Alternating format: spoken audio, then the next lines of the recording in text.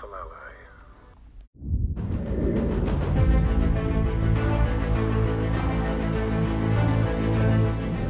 Hey everyone, welcome back to another Master Aiden Kenobi video.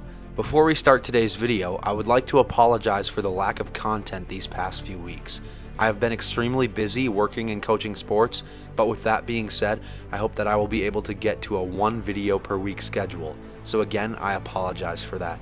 And without further ado, let's get on with today's fanfiction. Today's video will cover a very interesting and intriguing topic. What if Anakin Skywalker turned back to the light side in Revenge of the Sith? As always, I hope you guys will enjoy this fanfiction, so sit back and relax as I depict an event that would change the very fathom of the Star Wars galaxy as we know it. Anakin and Obi-Wan were in an intense duel on the vast volcanic planet of Mustafar. The two were clearly fighting to the death. Anakin's powers were growing by the second, meaning Obi-Wan wouldn't be able to keep up with him for much longer. The two powerful Force users would constantly be spinning and twirling their sabers in an extremely fast motion. Anakin would use a fierce attack, but Obi-Wan would block it with his impenetrable defense of Form 3 Sarisu. The battle had gone on for a very long time. If either of them were going to win, one of them would have to do something quickly. Suddenly, Obi-Wan thought of something. Perhaps he could convince Anakin that the Chancellor was a very evil man and that he had manipulated Anakin and almost the whole entire galaxy. But then it came to him. What if he reasoned with Anakin, mentioning Qui-Gon's name? Yes, maybe that would get to Anakin and make him realize and think through all of the terrible things he had done. Suddenly, Anakin and Obi-Wan would intently lock sabers in a moment of interlacing. Obi-Wan would then pull away, jumping up into the air onto a different platform against the vast lava river. This was his chance to reason with Anakin. It may not work, but it was worth a shot. I mean, things really couldn't get any worse than they already had. Swiftly, Anakin would see that Obi-Wan had jumped off of the tall structure. He would do so immediately and land on a small droid that was floating above the lava river. Anakin, Chancellor Palpatine is evil. From my point of view, the Jedi are evil. Obi-Wan then took a moment to think, to calm himself, and to choose his next words very carefully, for they could determine the fate of every single citizen in the galaxy. Anakin, I know you feel lost right now. You have been deceived by a man that has deceived all of us, even his own apprentice, Dooku. He promised me things the Jedi could never dream of. Anakin, he is using you. When he gets what he wants, he will discard of you, just as he did to Dooku. Anakin, what would Qui-Gon say? Look at the man you have become, so far from the little boy he once knew on Tatooine. Anakin paused for a moment, Obi-Wan's words still resonating within his mind. He was contemplating what he should do.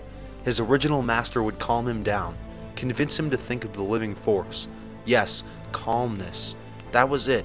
Anakin had chosen everything so quickly, not even thinking to stop for a second about the pain and terror he was causing to himself and others. Suddenly, Anakin's eyes flashed from a burning red-yellow to a calm blue. Obi-Wan's reasoning had worked. Now he only wondered how Master Yoda was faring against the Emperor. Anakin and Obi-Wan would immediately travel to the shore. After walking up the hill for a few minutes, they could suddenly see a shuttle flying over above them in the smoky sky of Mustafar. It was Palpatine. He had defeated Master Yoda. As soon as Palpatine came out of his shuttle, he would see Anakin and Obi-Wan standing there together. He would command his Coruscant troopers to fire upon the two Jedi. Destroy them.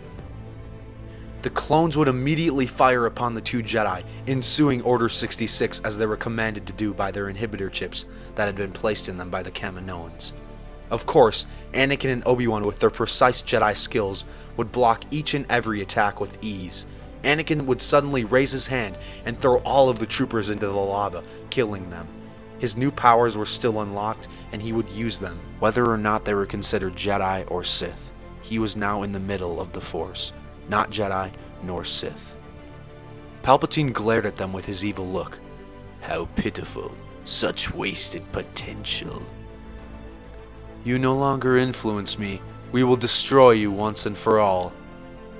The mightiest Sith Lord the galaxy had ever known suddenly ignited his crimson red saber, readying himself for the two Jedi coming at him with immense speed.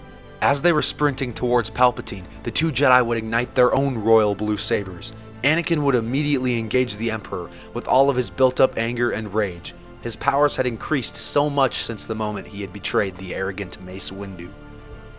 Anakin had never faced an opponent as strong and as powerful as Sidious, but he was ready.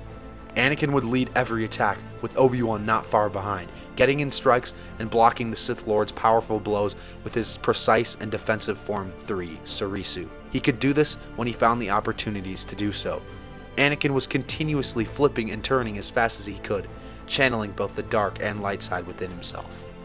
Palpatine was so amazed at how powerful Anakin had become, he was almost caught off guard by the raw strength and power that the Chosen One had suddenly unleashed on him. Anakin and Obi-Wan would continue to fight the Emperor, using all of their knowledge and training to keep the Sith Lord at bay. Obi-Wan was undoubtedly the weakest link. He could hardly keep up with Anakin and Palpatine, due to the fact that they were moving so fast and so intensely. As the duel raged on, Palpatine started to become tired. After all, he had just fought Grand Master Yoda, the most powerful Jedi in the Order. He definitely did not have his full strength in the fight against the Jedi. He would need to dispose of one of them quickly, or he would be at risk of losing.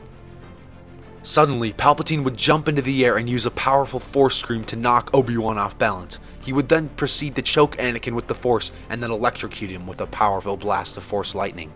This would enable him to face Obi-Wan alone. Obi-Wan stood little chance to defeat the most powerful man in the galaxy all by himself. He would continue to block and counter some of Palpatine's attacks, but as the Sith Lord continued to unleash his strikes, Obi-Wan would not be able to keep up anymore. Anakin was suddenly released from Palpatine's grip.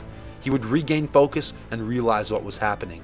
Knowing he would need to do something very quickly, Anakin would gather all of his strength and use Force speed to reach Obi-Wan and Sidious several meters away. Upon reaching the two, Anakin would surprise Palpatine, attacking him from behind. The Chosen One would pour all of his strength within the light and dark side into this one moment. Suddenly, once again, Anakin and Obi-Wan had Palpatine's attention. This would change the course of the fight. Anakin would engage Palpatine once more, twisting, flipping, and turning so fast that he would only be a blur to the naked eye. He would use his intense saber combat form of 5 to decimate Sidious, who was extremely tired at this point. In a last-ditch effort to survive, Sidious would unleash the most powerful blast of Force lightning he could conjure within himself. This blast would be purple, no longer blue, signifying that it was the most powerful blast of Force lightning to ever be unleashed. Anakin had never seen such raw power. He tried to block it with his saber due to the fact that Dooku had tried the same attack on him, but he began struggling more than he ever had before, until his brother, friend, and old master started to rise up and deflect the lightning with him together. The two Jedi forced the lightning back onto Palpatine. Anakin would take this opportunity, while Sidious was distracted, to jump into the air, flip over him, ignite his royal blue lightsaber, and end the evil man's life by stabbing him through the abdomen without hesitation. At last, the Sith have been destroyed. What will we do now, Master?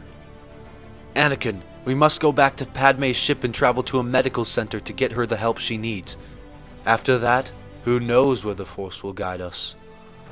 And with that, the two brothers would travel back up the lava bank to Padme's ship where C-3PO and R2 were anxiously waiting. Master Anakin, we have Miss Padme on board. Please hurry.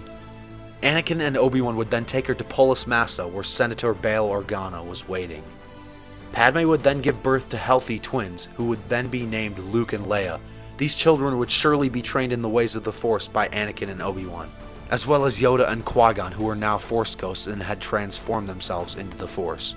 Surely, they could teach Obi-Wan and Anakin this knowledge, so they could eventually become immortal and transform themselves into the Force.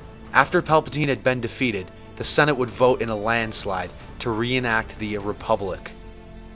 Of course, the citizens of the galaxy would never know this because this, at that time, was an internal affair that had not been made public.